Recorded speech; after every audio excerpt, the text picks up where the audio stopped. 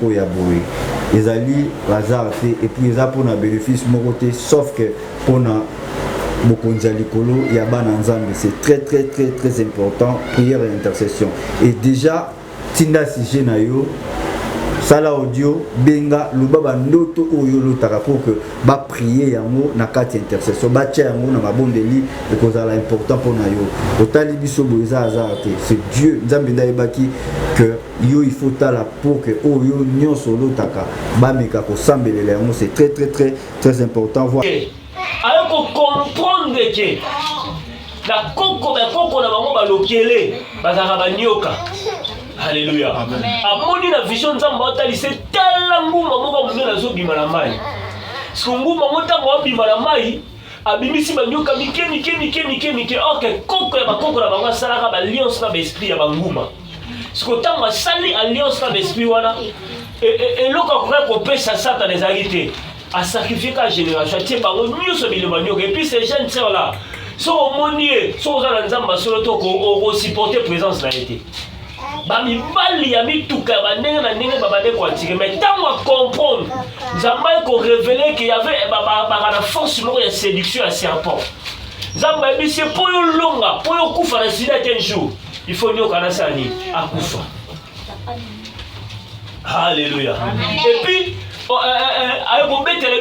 papa, et les 3 mois, soit il faut l'autre ndoto ya mai, soit il faut l'autre ndoto ya nyoka. Alléluia. Abi mo pe ça là, il n'a pas mobimba na l'autre la nyoka ngote. Mais on a fait des comptes, faut l'autre ba nyoka. Abi comme si na l'autre nyoka ba bandola ndanga na kimi na komi na suka. Nyoka nga comme père, on attend nyoka nga la songa bo la sutuki na lamuki na sambeli. Abi la kim deuxième fois sur la moni nyoka nga nyoka nga oswanga. Abi mukolo nyoka nga na songa na butu. Abi papa na sala erreur moko na vie na nga na koka osala erreur wana ti. Alléluia. Ba eko commettre erreur moko parce que le serpent venait chez kota ikati na ye. Et tant que il a compris que la force moko ya serpent est dans la kata libota. Ici ko po longa serpent wana. Faut serpent na kufa. On retirer vos jus d'abilo, on retirer ma bien d'abilo. Et c'est arrivé à temps d'autre. Abi na va la garder ça peine d'autres qui vont la un mot me follow ta nyoka soit follow ta maille. Comme ce solo que sukola. Alléluia. Comme ce solo que ça peine maille. Abi moi-même je comprenais pas pourquoi la bande kolo ta bandoto ya boy. Or, il y avait un sérieux problème dans le cas. Le serpent.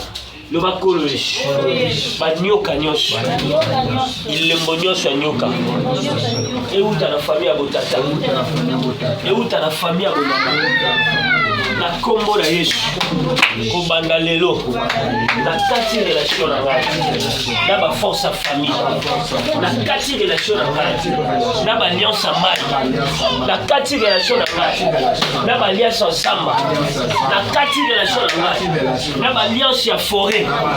Au nom de Jésus, au nom de Jésus, venez nyoso. Oyo bacha na kati ya libota. Euta na famille ya botata.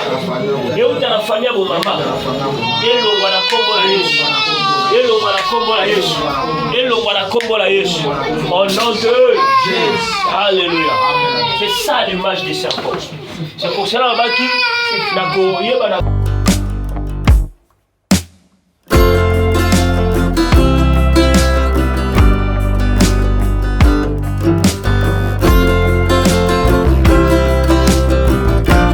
peuple de Dieu et bienvenue dans votre mission Parlement Céleste. Mbotenaba Nzambe nyonso et ba maman nanga, ba papa, mes frères, mes sœurs, na pesibino mbote na kombo na Yesu, kolo a pambola biso. Oui, c'est bel et bien votre frère Papa sympa. Je suis toujours là car la simplicité c'est l'humilité.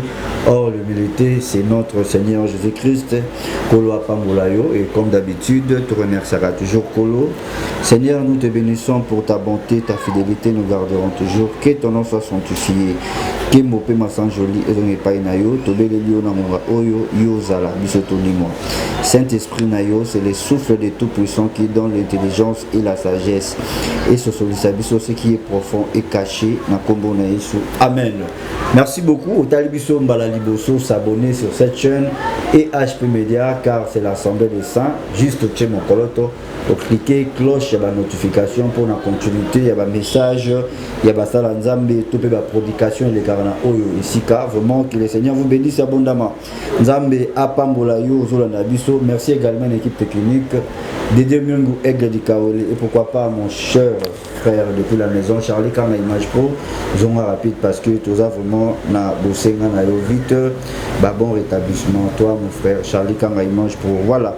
Merci na peuple de Dieu nous comme d'habitude na lobaki numéro à notre frère Izana Baye HP Media au Béni Pébiso toko zala na mesure européenne ça yo pour encourager notre frère pour prier pour na pourquoi pas qu'on fortifier pour nous sala ka Isa vraiment na posanaye. Merci également. Voilà toujours que ça message mon intercession Isa ya l'homme de Dieu prophète Noko Babinga auto ibina katia orphelinat Matondo et l'encadreur de l'orphelin l'encadreur des orphelins plutôt en tout cas azana un message mon intercession très important to ngaki to meka ko beta na ngombela et yamboto banda déjà na sali appel na ba maman nyonso puis ba papa nyonso na vidéo ba ko balancer a Italie bana ba ki malade ba santé dérangée qui vraiment alors on aura toujours Bible et Jacques, religion pur sans tâche, ils ont soutenir les orphelins et tout contribuer à la vie à Banawana, Nzambe à Kozangate, na ko récompenser biso et koza vraiment malade mingi, orphelin Matondo, oui numéro à l'homme de Dieu affiché na ba écran,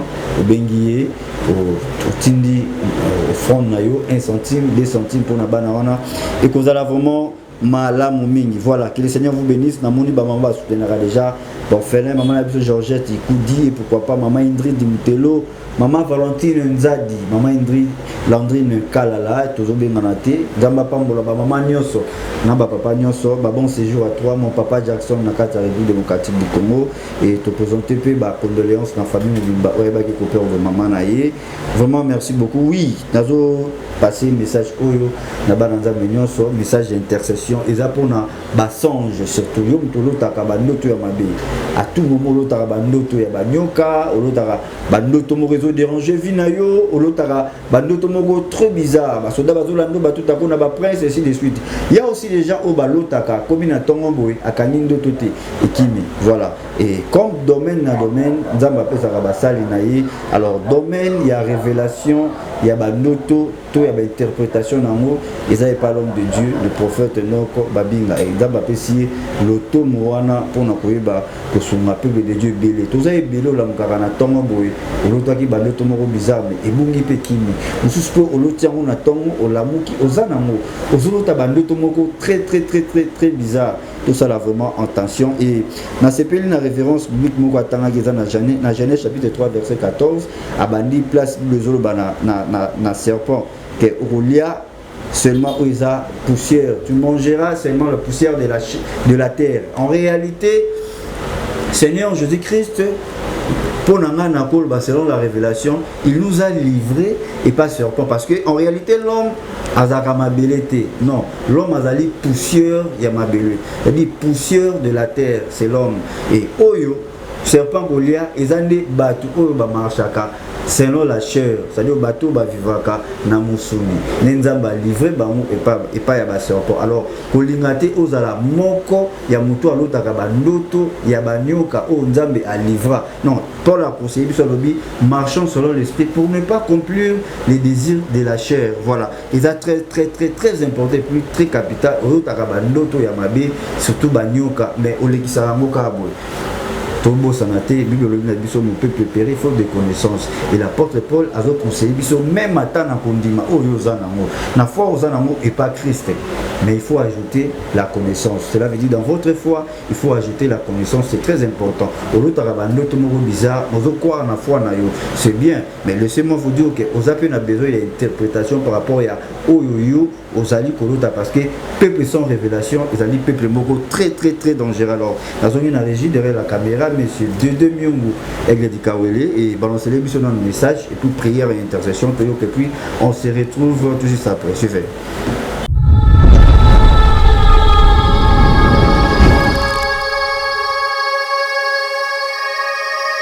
Qui est au milieu du jardin, Dieu a dit, vous n'en mangerez point et vous n'y toucherez point de peur que vous ne mouriez.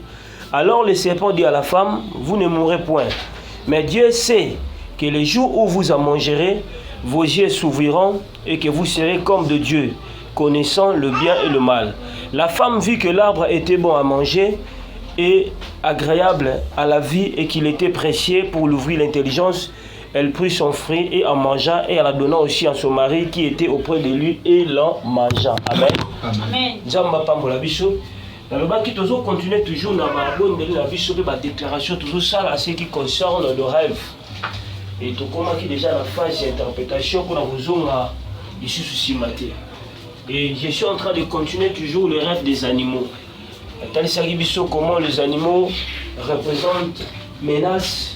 Mais ils ont na nyama azalaka pe signification na ye spécifique.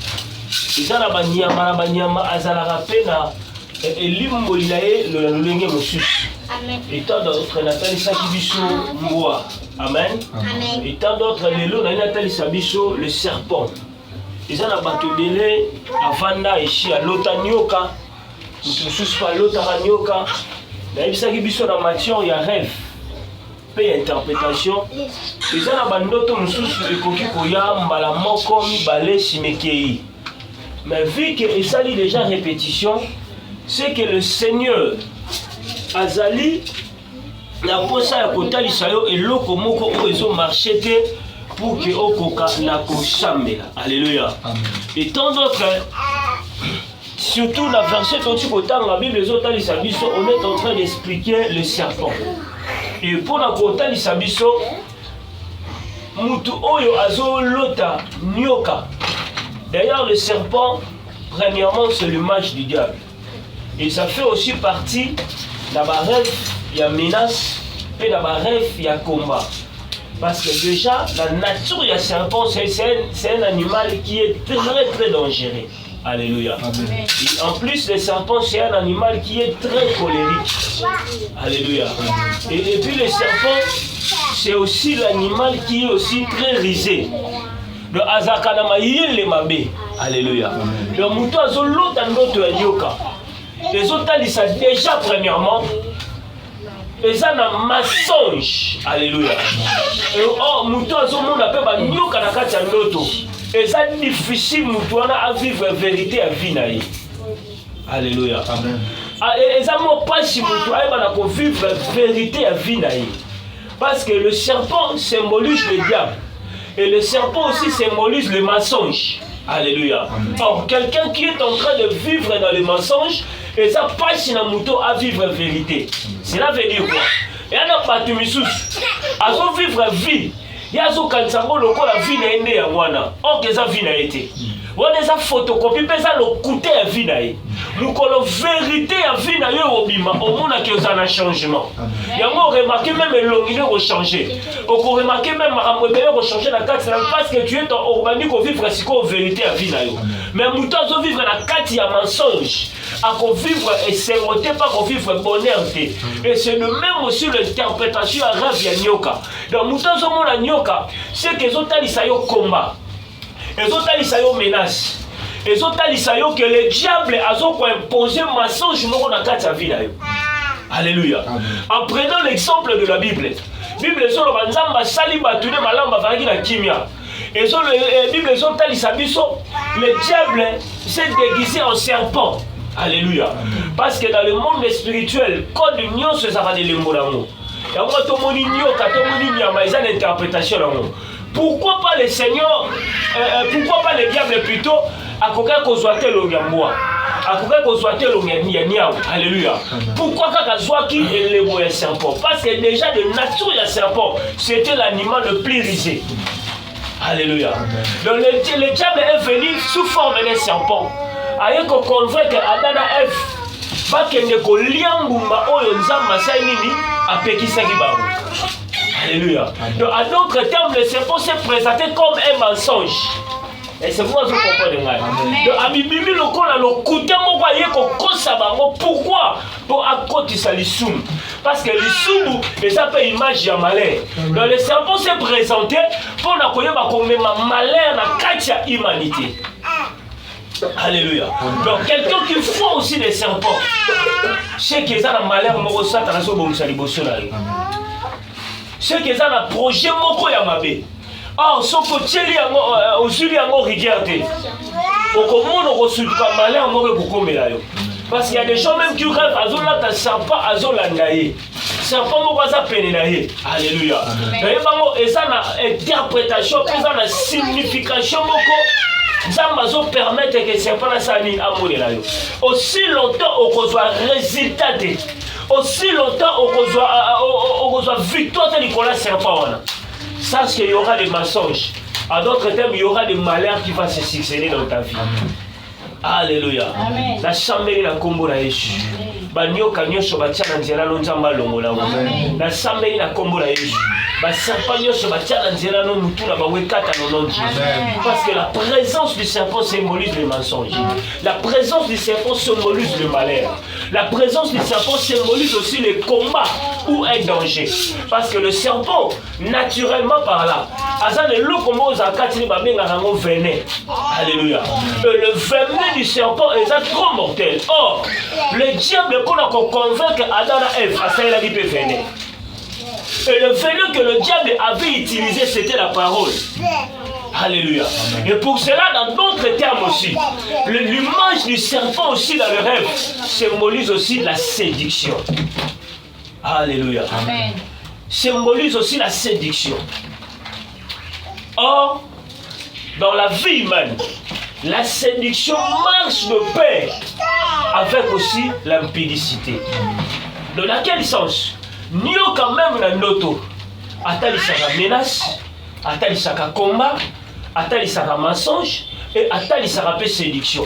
Et dans cette séduction, il y a aussi l'impudicité. C'est pour cela qu'on remarque que dans la famille est belle, parce que alléluia. C'est pas pour rien la vie, mais moi, oh, nyoka. Alléluia. Parce que bato baza averti spirituellement, ba comprendre que ceux qui batie mutumuli mo nyoka, c'est que batie muli wa kindumba. C'est que batie muli wa séduction. C'est que batie venin moko katina. Et puis venin wana c'est trop mortel. Alléluia. Parce que le serpent aussi c'est l'image de la séduction. Parce que le diable a utilisé la parole pour nous convaincre Adam et Ève pour même abango na malheur ya lisum. Alléluia. Or la séduction marche aussi avec l'impudicité. C'est pour cela que nous devons beaucoup prier, surtout ma famille, et ça parce que nous sommes ensemble. Pour la famille, au bout de la famille,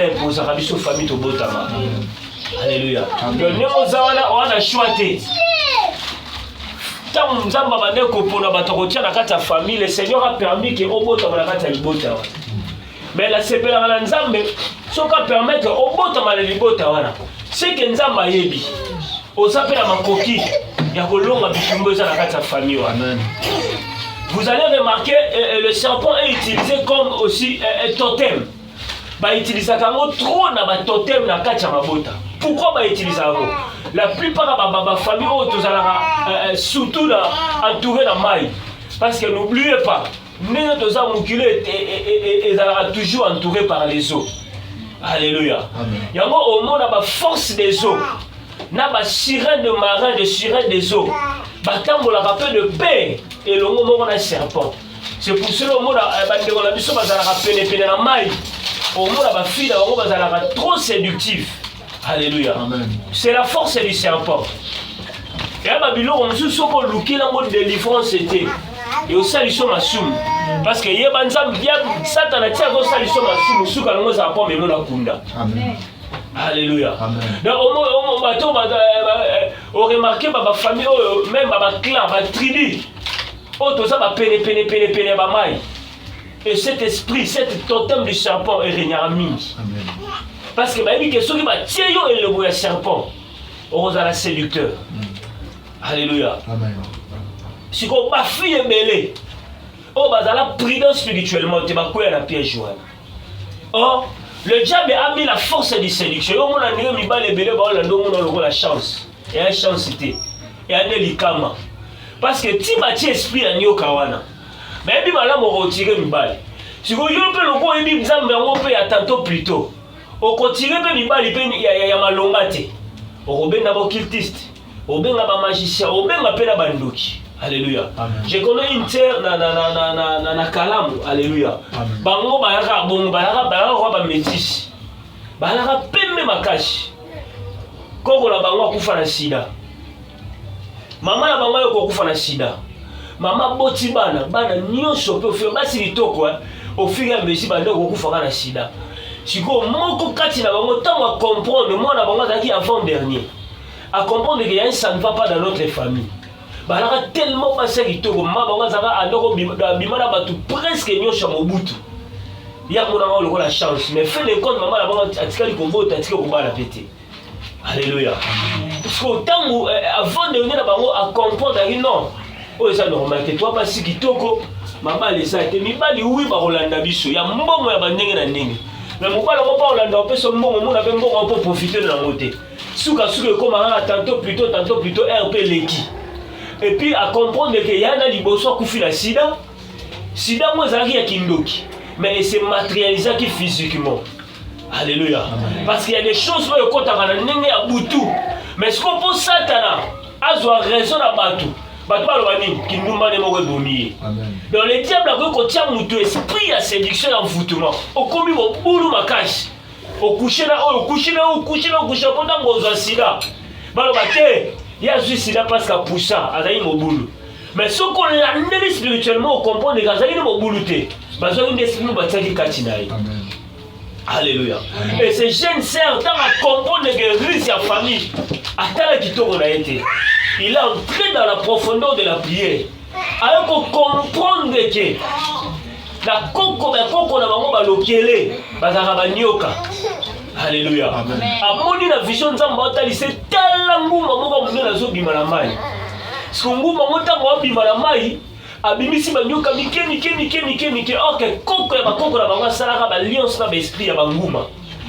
Tango asali alliance na l'esprit wana eloko akoka kopesa Satan ezali te. A sacrifier la génération tie bango nyonso bilema nyoka. Et puis ces jeunes sœurs là so omoni so ozala nzamba solo to ko supporter présence na été. Bamibali ya mituka bandenge na ndenge babande ko atire mais tant à comprendre Zamba ko révéler qu'il y avait la force moko ya séduction à serpent. Zamba bisi po yo longa po yo kufa na sida un jour il faut nyo kana sani akufa. Alléluia. Et puis ayo ko betela biso bisali papa ele kaka 3 mois te soit fona lota ndoto ya mai soit fona lota ndoto ya nyoka. Alléluia. Abi mon peut ça là, il n'a pas mobile dans l'autre à la nyoka ngote. Mais on a fait des comptes, faut la l'autre à nyoka. Abi comme si la l'autre nyoka va bandola ndanga na kimi na komi na suka. Nyoka va comme faire la temps nyoka va la songa bo la sutuki na lamuki na sambeli. Abi la kim deuxième fois sur la moni nyoka nyoka va au swanga. Abi mukolo nyoka va la swanga na butu. Abi papa na sala erreur moko na vie na nga na koka osala erreur wana ti. Alléluia. Ba eko commettre erreur moko parce que le serpent venait chez kota ikati na ye. Et tant que il a compris que la force moko ya serpent est dans la kata libota. Ici ko po longa serpent wana. Ko serpent wana kufa. On retirer boju na bino. On retirer ma bien na bino. Et ça arrivait à temps dans autre. Abi na ko va la des appels d'autres pe ki mo na ka mo me follow ta nyoka soit follow ta mai. Quand vous solo ko sukola. Alléluia. Quand vous solo ko ça pe na mai. Abi moi-même je comprenais pas pourquoi la bande ko lota bandoto ya boy. Or, il y avait un sérieux problème dans le cas. Le serpent. Le bakolo yesu. Banyoka nyonso. Ilembo nyonso ya nyoka. Euta na famille ya botata. Euta na famille ya bomama. Na kombo na yesu. Kobanda lelo. Na kati relation na ngai. Na ba force ya famille. Na kati relation na ngai. Na ba alliance ya mai.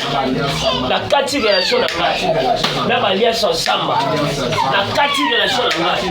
Na ba alliance ya forêt. Au nom de Jésus. Au nom de Jésus. Venez nyonso. Oyo bacha na kati ya libota. Euta na famille ya botata. Euta na famille ya bomama. Elongwa na kombo la Yesu. Elongwa na kombo la Yesu. Elongwa na kombo la Yesu. Au nom de Jésus. Alléluia. C'est ça l'image du serpent. C'est pour cela que je mettrai à part. Parce que le serpent, c'est un animal très dangereux. Et puis, à ça, la définition. Il y a même des gens aussi à Kolota, Nyoka, mais l'autre Nyoka ya Mwindu. Or, Nyoka ya Mwindu, les autres, ils sont tout autour de toi. Ils ont la bateau, ils sont hypocrites. Alléluia. Oh, ils sont très dangereux. Ils sont pénérés parce que ils sont là. Et quand tu rêves, ceux qui ont loti, notre morota musu nyoka, musu golota nyota, mais ceux qui ont loti nyoka ya mwindu, sache qu'autour de toi il y a des hypocrites. Contrôler l'entourage là. Oh, ceux qui contrôlent l'entourage là, malamute, ma même moro, entourage de balakusala. C'est ça l'image des serpents. Alléluia. Mais le serpent représente l'impudicité, représente les mensonges, représente aussi la séduction. Même dans la Bible, il y a eu des femmes serpents.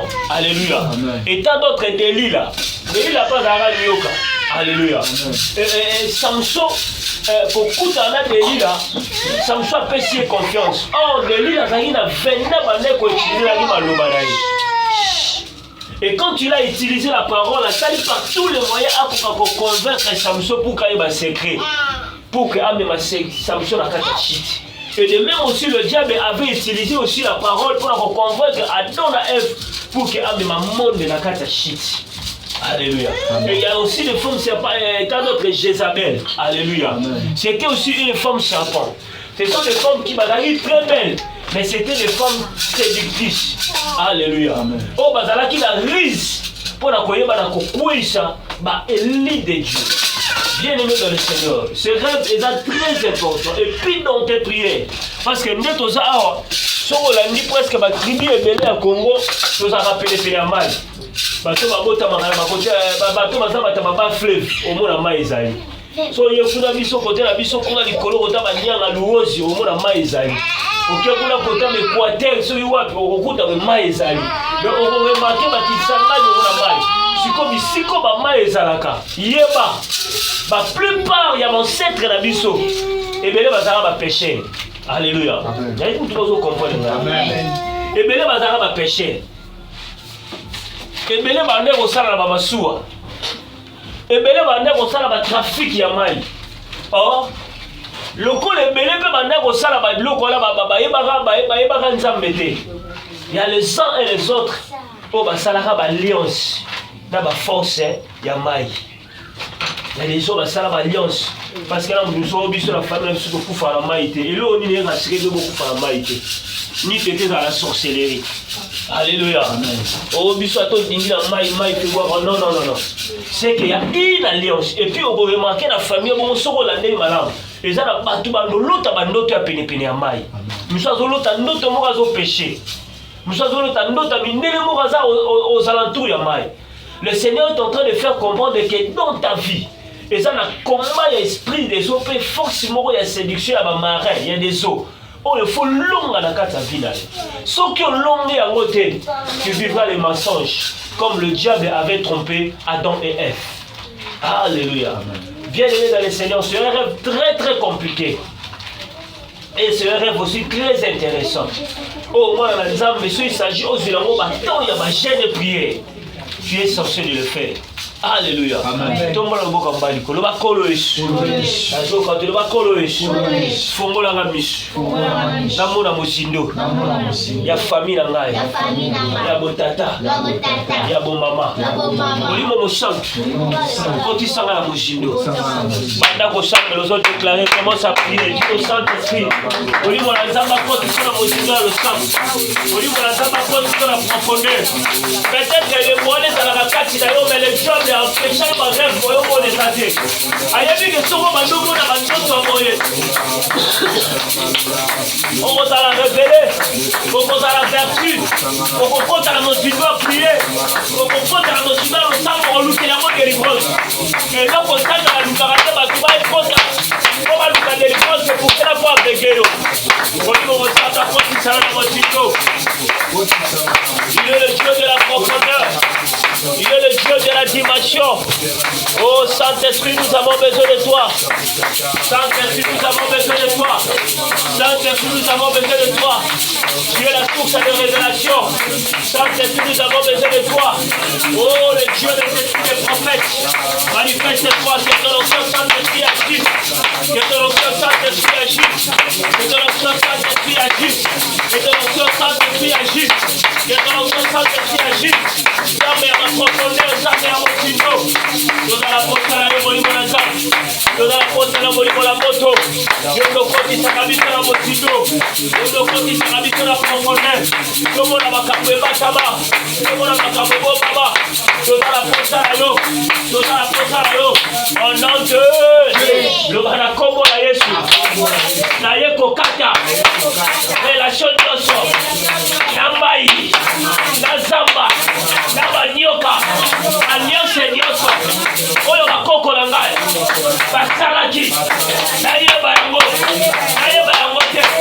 Nazobelela. Alianza Golgotha. Na ikulusa Yesu. Eganga. Esala musala. Ekata. Alianse nyoso. Nabasiapo. Nabangando. Nabatigre. Nabasire. Au nom de Ozombeta baboko batako santo ndeko konte batako kata. Batako kata. Nakombola Yesu. Au nom de Jésus-Christ de Nazareth. Nayeko kata. Relation nyonso. Bafonsa bai. Bafonsa zamba. Oye kutisaka. Bisambo yanga. Oye kutisaka. Étoile langa. Ekatana. Au nom de Jésus. Ekatana. Au nom de Jésus. Ekatana. Au nom de Jésus. Ekatana. Au nom de Jésus. La Seigneur, elle est pour ça. En notre Seigneur, il y a Zamba, il y a forêt, il y a marais. Au nom de Jésus, Christ de Nazareth. La Tokatiamo, relation de sang, la maîtrise des eaux, relation de sang, la maîtrise des forêts, la maîtrise de la famille, la crocodile, la maîtrise de sang, la Tokatiamo, la maîtrise de la maison, et la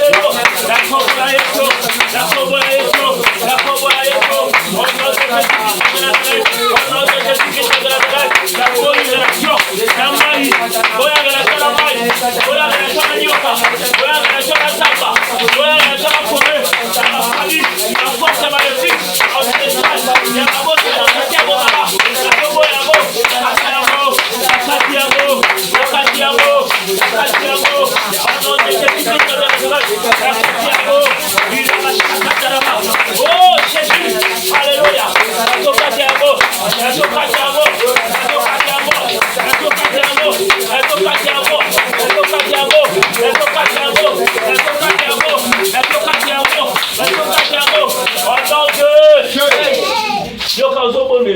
S'il vous plaît, sur le fan du téléma.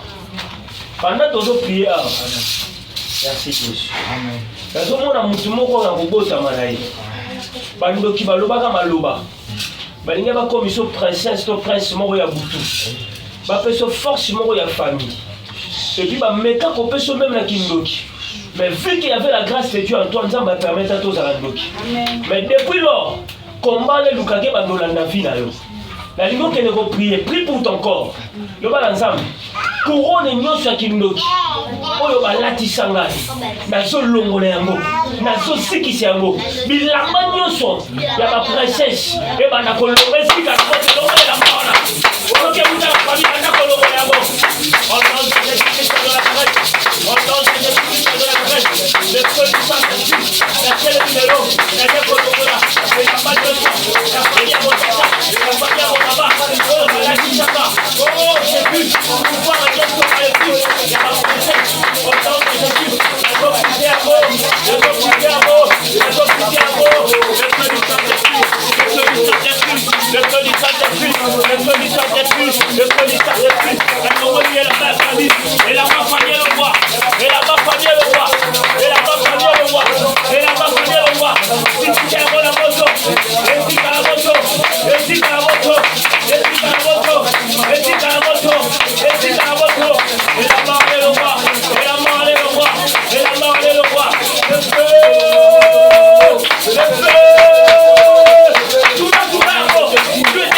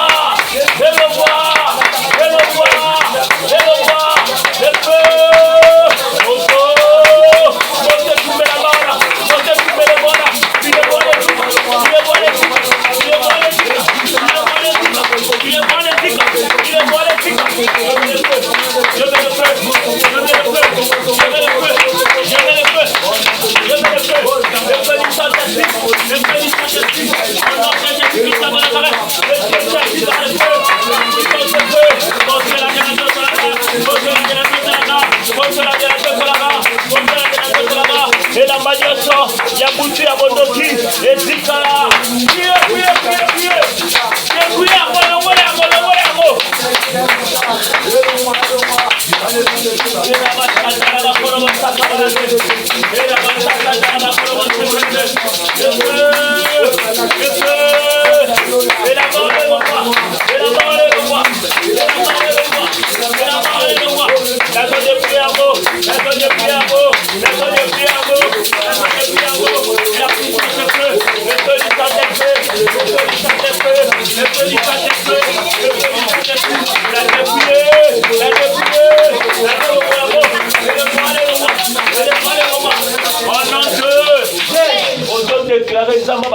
Ce que la main est Kembo. Zamba personne n'a tiré au Yalingi. Au nom de Jésus-Christ de Nazareth.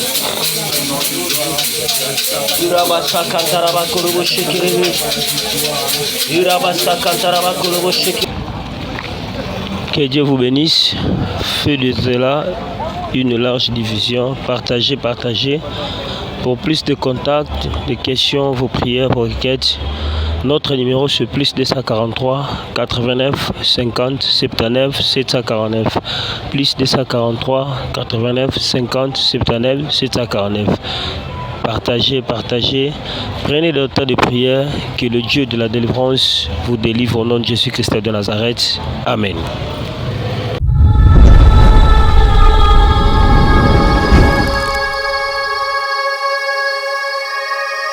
Voilà, merci beaucoup, nous sommes de retour sur ces plateaux et Nasengi, un grand merci à l'homme de Dieu, le prophète Enoch Babinga, pour eloko moko ya boye.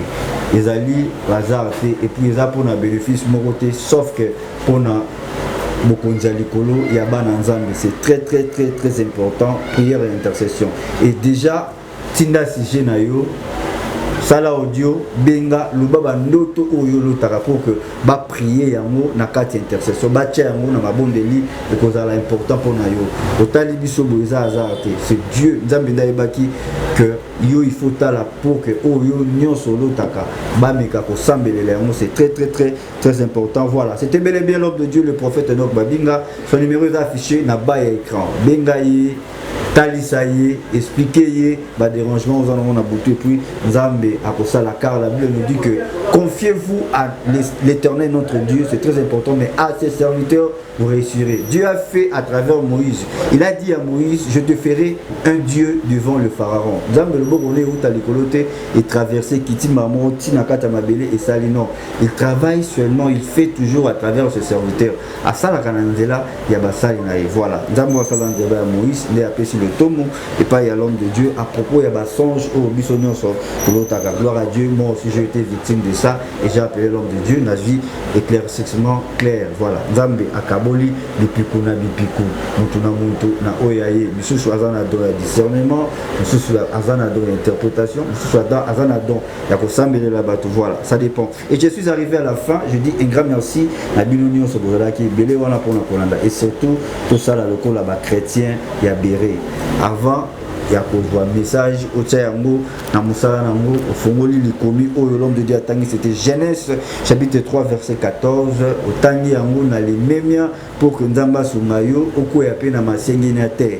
Ça dit au Tangi Yango très très très bien, et au Bengi l'homme de Dieu, et qu'on a vraiment bien. Voilà, je trouve Nasuka, tout bon les Tatan Zambou, Abadaï, Nabisou Lokola Alpha, Père Commissi Bisson Nasuka, ya émission Olokola Omega, Tosambeli. Merci pour ta bonté et ta fidélité. Merci parce que vous avez qui la Alpha pour ceux qui sont la Omega. Ma première lobby, les souffles des tout-puissants qui donnent l'intelligence et la sagesse. Moli monayo et kota na mon nzambe nyonso o alandi message o papa tikaite o chaye légèreté ya koyeba ko discerner pe ko benga mosala nzambe pour que basambe na yene elongo et to bonde bongo to lobby. Merci Seigneur Jésus-Christ. Amen. Alors ceux qui sont invités, tout le monde à la prochaine. Bye bye.